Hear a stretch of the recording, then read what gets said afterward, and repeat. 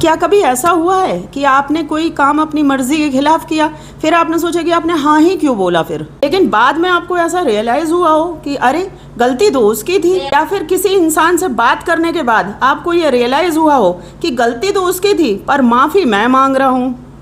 अगर हाँ, तो फिर आपको कोई साइकोलॉजिकल तरीके से कर रहा है कंट्रोल।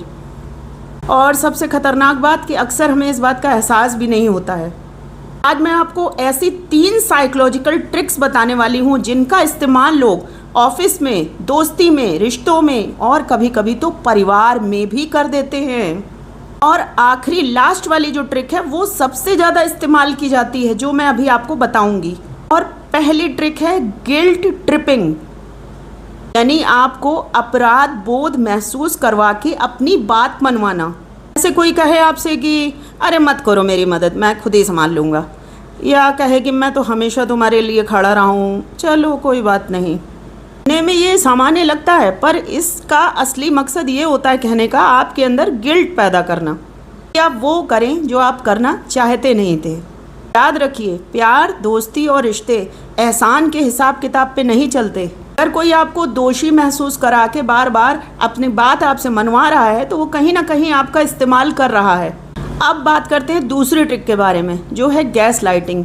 इतनी खतरनाक कि इंसान खुद पे ही शक करने लगता है। मान लीजिए किसी ने आपको चोट पहुंचाई और जब आपने बात की तो जवाब मिला कि अरे तुम कुछ ज़्यादा ही सोचते हो, मैंने तो ऐसा कुछ किया ही नहीं था। धीरे धीरे करके आप अपनी ही यादों, अपने ही अनुभवों पर, अपने पर ही शक करने लगते हैं। यही गैस लाइटिंग है, जहां अपनी ही वास्तविकता पे भरोसा कम कर दिया जाता है।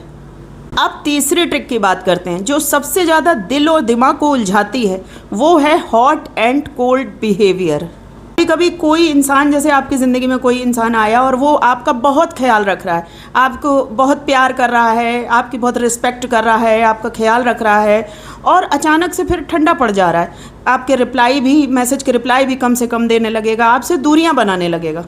फिर वो इंसान कुछ टाइम बाद वापस आएगा, फिर आपसे करीबियां बनाएगा, फिर आपका ख्याल रखना शुरू करेगा, और फिर अचानक दूरी बना लेगा।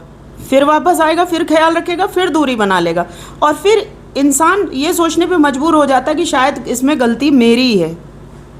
और फिर इंसान उसी इंसान को वापस पाने की कोशिश में फंसता चला जाता है। सच्चाई ये है कि जो लोग आपको कंट्रोल करना चाहते हैं वो कई बार ज़ोर ज़बरदस्ती से नहीं करते, बल्कि आपको मुस्कुराते हुए कंट्रोल करना चाहते हैं।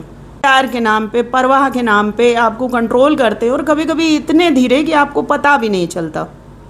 अगली बार जब कोई इंसान आपको झूठा साबित करे, आपको बार बार गिल्ट फील कराए, या आपको भावनात्मक रोलर कोस्टर पे बैठा दे, पल रुकिए और खुद से पूछिए कि क्या ये प्यार है या मुझे कंट्रोल करने की कोशिश। क्योंकि जिस दिन भी आप ये पहचानना सीख जाते हैं तो उस दिन से इंसान आपको कंट्रोल करने की कोशिश करना बंद कर देते हैं या कंट्रोल कर ही नहीं पाते। अगर आपने यहाँ तक वीडियो देखा है तो कमेंट में यस लिखिएगा, और वीडियो वॉच करने के लिए thank you. Like, share, subscribe करना मत भूलिएगा।